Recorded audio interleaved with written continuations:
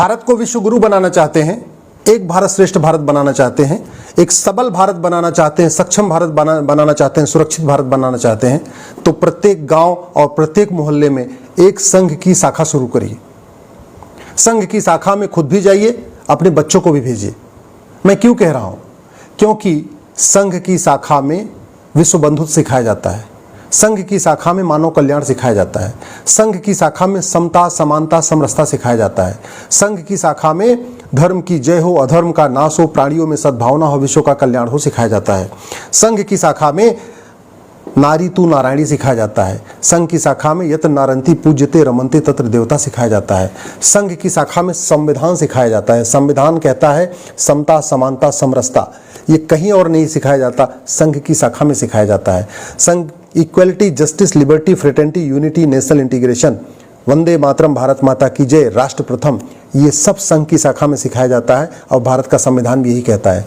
तो एक तरीके से आप देखिए, संघ की शाखा में भारत के संविधान के जो मूल उद्देश्य हैं उन पे चर्चा होती है।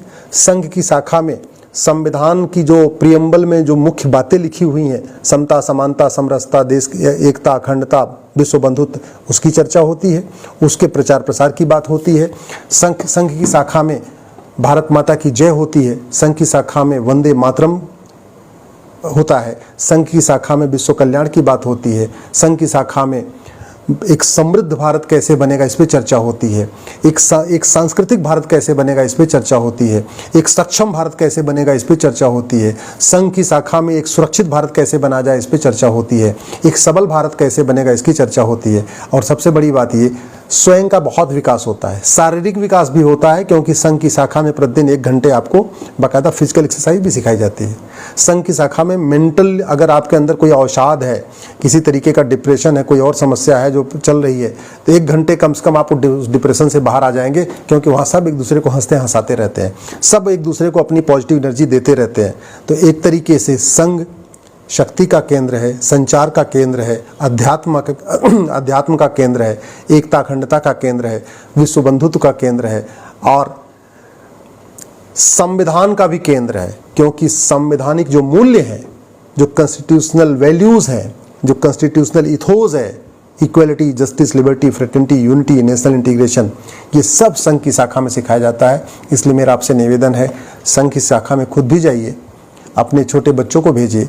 अगर बच्चे का प्रतिदिन स्कूल है, सुबह उसको स्कूल चला जाता है तो कोई बात नहीं, सैटरडे संडे उसकी छुट्टी रहती है, सैटरडे संडे भेजना शुरू करिए।